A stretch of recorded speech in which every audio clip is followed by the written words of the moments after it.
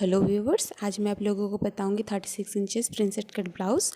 ठीक है, और इसमें मैंने कटिंग स्टिचिंग दोनों ही बताया है। और इसमें मैं जो कटिंग करूँगी वो डायरेक्ट फैब्रिक पर करूँगी, तो वीडियो को बिल्कुल भी स्किप मत करिए। ठीक है, तो यहाँ पे आपको 36 इंचेस चेस्ट है तो उसका चौथाई भाग लेना है 9 इंचेस। ठीक है, तो 9 इंच यहाँ पर लेना है आपको, और 1.5 इंच जो है मार्जिन ले लेना है। ठीक है, तो इस तरीके से आपको यहाँ पर टोटल 10.5 इंच पर मार्क करना है। जो अस्तर वाला फैब्रिक है उसको इस तरीके से हाफ फोल्ड करके आपको 10.5 इंच पर मार्क कर लेना है।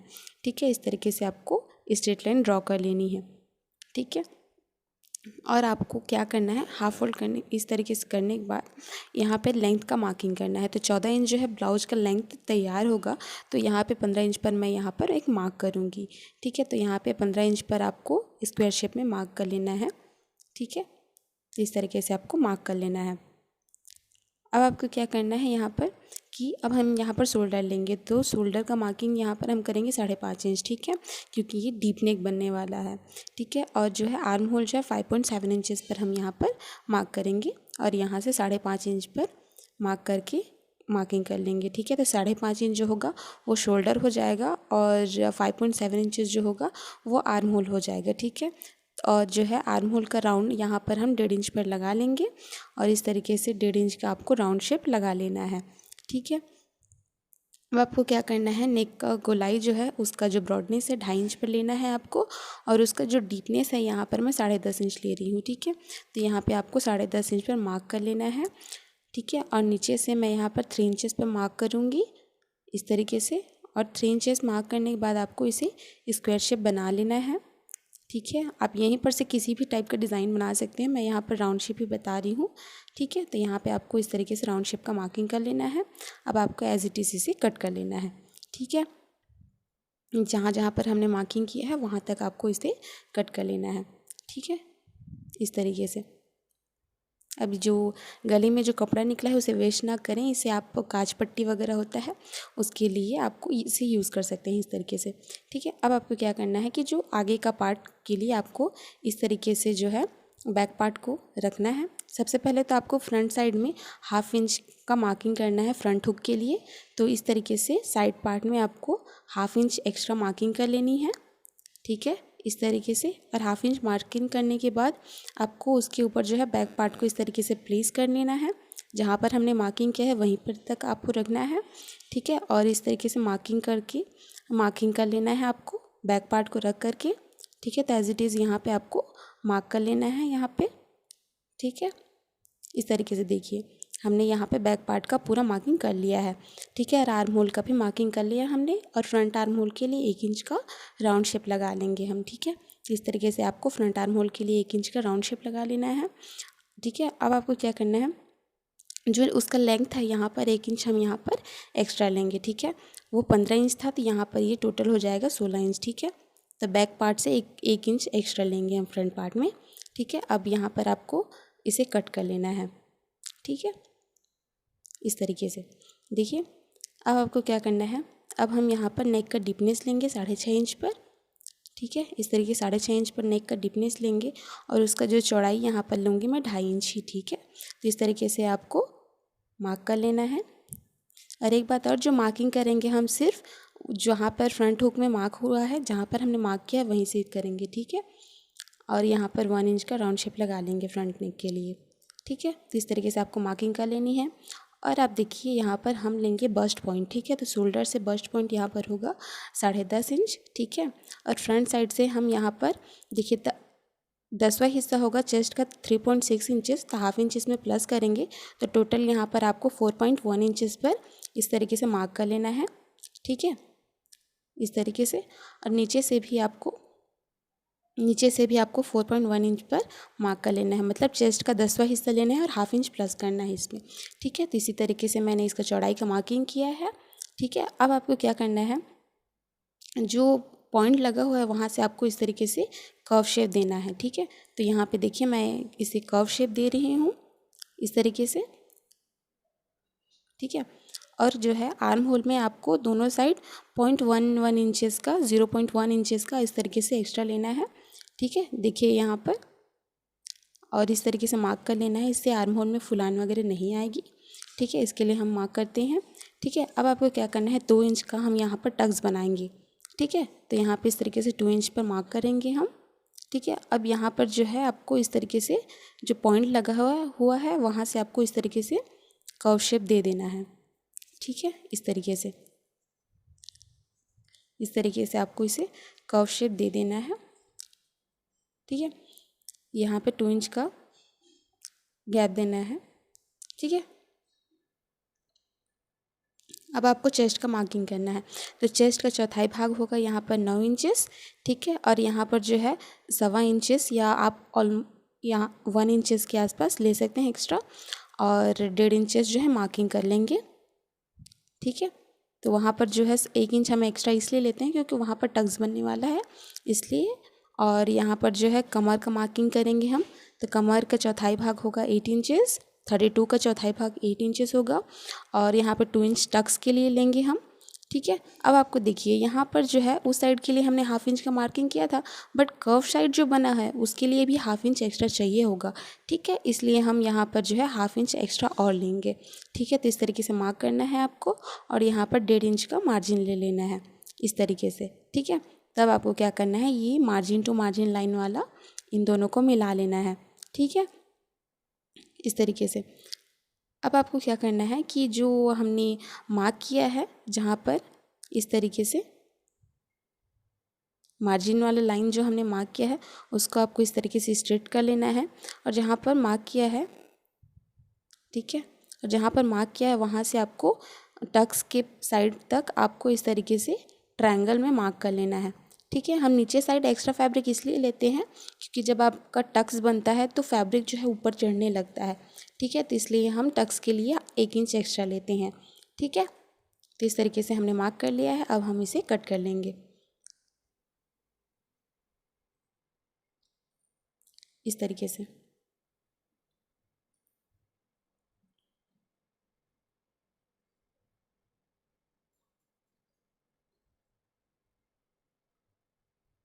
इस तरीके से हम इसे कट कर लेंगे।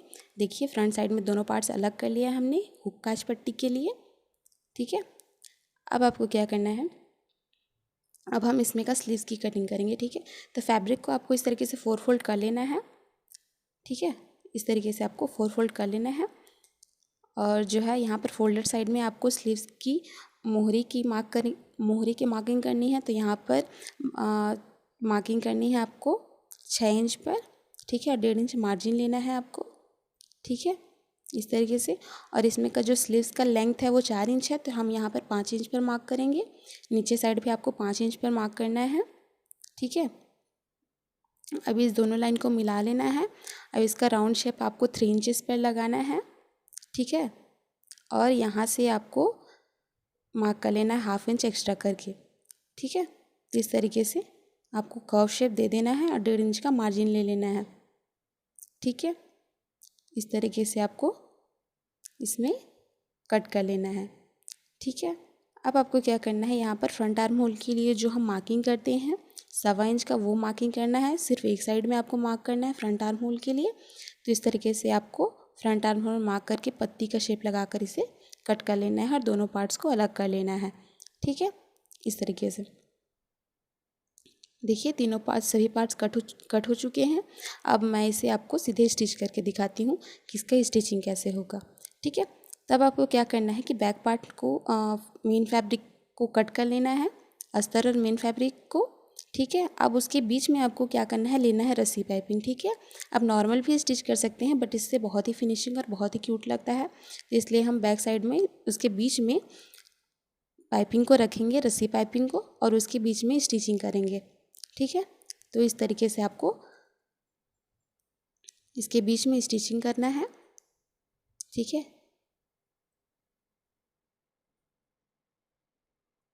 इस तरीके से, और हल्का हल्का कट लगा लेना है। कट लगाने के बाद इसे पलट लेना है, और पलटने के बाद जो है इसके ऊपर में भी एक बार सिलाई लगा लेनी है।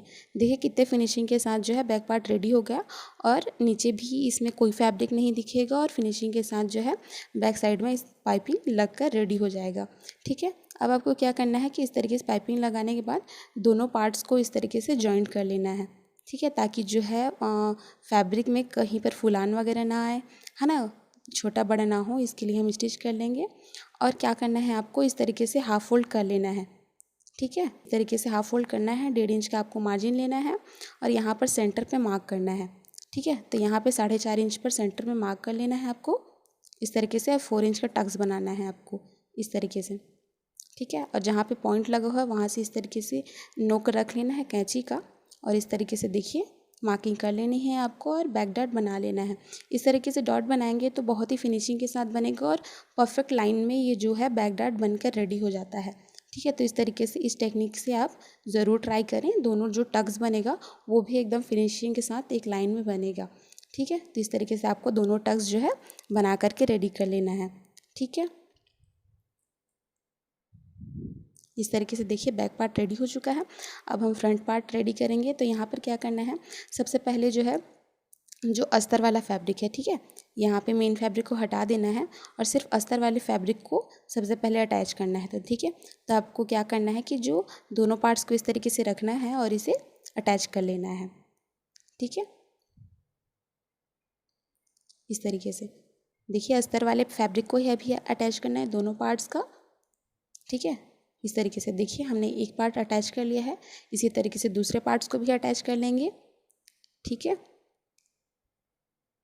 अब हम फैब्रिक को अटैच करेंगे। ठीक है, इस तरीके से फैब्रिक को रखेंगे और फैब्रिक के ऊपर में उसका प्रिंसेस कट ब्लाउज़ का साइड पार्ट रखेंगे। ठीक है, तो और उसके साइड पार्ट के बीच में इस तरीके से बीच में आपको रखना है अंदर की तरफ जो रस्सी पाइपिंग को और उसके ऊपर जो है आपको इसका इसमें रखना है फैब्रिक को और उसके बीच में आपको स्टिचिंग लगानी है। ठीक है, तो इसके बीच में आपको स्टिचिंग लगानी है और आप देखेंगे कि बहुत ही फिनिशिंग के साथ जो है ये रेडी हो जाएगा और इसके सेंटर में भी पाइपिंग लगकर रेडी हो जाएगा। ठीक है, इस तरीके से आप ज़रूर ट्राई करें। ठीक है, तो इस तरीके से आपको करना है और इसके बीच में आपको एक बार सिलाई लगा लेनी है। ठीक है, आपको एक बात ध्यान रखनी है कि जब आप इस तरीके से अलग अलग अटैच करते हैं तो सभी पार्ट्स जो है एक साइज़ के ही हों। ठीक है, तो ये बात को आपको ध्यान रखनी है। ठीक है, अब क्या करना है आपको कि जो मेन फैब्रिक है उसके ऊपर में अस्तर वाला फैब्रिक रखना है और दोनों का सेंटर जो टक्स बना हुआ है उसको इस तरीके से जॉइंट करते हुए रखना है आपको। ठीक है, ताकि एक लाइन में वो आए। ठीक है, और उसके बीच में आपको इस तरीके से रस्सी पाइपिंग रखनी है। ठीक है, और रस्सी पाइपिंग रखने के बाद आपको इसमें स्टिचिंग करनी है सेंटर में। इससे आप देखेंगे बहुत फिनिशिंग के साथ नीचे साइड भी पाइपिंग लगकर रेडी हो जाएगा। ठीक है, देखिए यहाँ पर इस तरीके से अब हम इसे पलट लेंगे। ठीक है, अब पलटने के बाद आप देखेंगे कि इसके बीच में जो है रस्सी पाइपिंग भी लग गया है। ठीक है,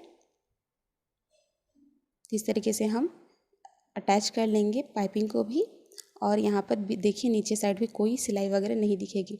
अब आपको क्या करना है कि जहाँ पे जो सेंटर पॉइंट लगा हुआ है वहाँ से बीच में आप एक बार सिलाई लगा दें ताकि जो है फैब्रिक जो है दोनों फैब्रिक अच्छे से जॉइंट रहे और इधर उधर ना हो। ठीक है, तो इस तरीके से आपको करना है और इसमें का जो फैब्रिक है उसको सफाई करते हुए सभी तरफ को आपको एक बार स्टिच कर लेना है और जो एक्स्ट्रा फैब्रिक है उसे आपको कट कर लेना है। ठीक है, तो इस तरीके से आपको इसे करना है। देखिए हमने सभी पार्ट्स को सभी साइड्स को इस तरीके से स्टिच कर लिया है और एक्स्ट्रा फैब्रिक को कट कर लिया है। अब आपको क्या करना है कि फ्रंट साइड जो है हुक पट्टी लगाते हैं हम वो लगाएंगे। ठीक है, तो यहाँ पर आपको हुक पट्टी लगा लेनी है इस तरीके से। ठीक है, इस तरीके से आपको हुक पट्टी वगैरह लगा लेनी है। इसी तरीके से आपको दूसरा पार्ट्स भी रेडी कर लेना है। ठीक है, देखिए यहाँ पर हुक और काज पट्टी हमने दोनों बनाकर रेडी कर लिया है। ठीक है, इस तरीके से अब आपको क्या करना है, अब आपको बैक पार्ट लेना है। ठीक है, तो बैक पार्ट में आपको क्या करना है कि दोनों जो फ्रंट पार्ट है उसको उसका शोल्डर जॉइंट करना है आपको। तो एक दूसरे के ऊपर रखना है आपको इस तरीके से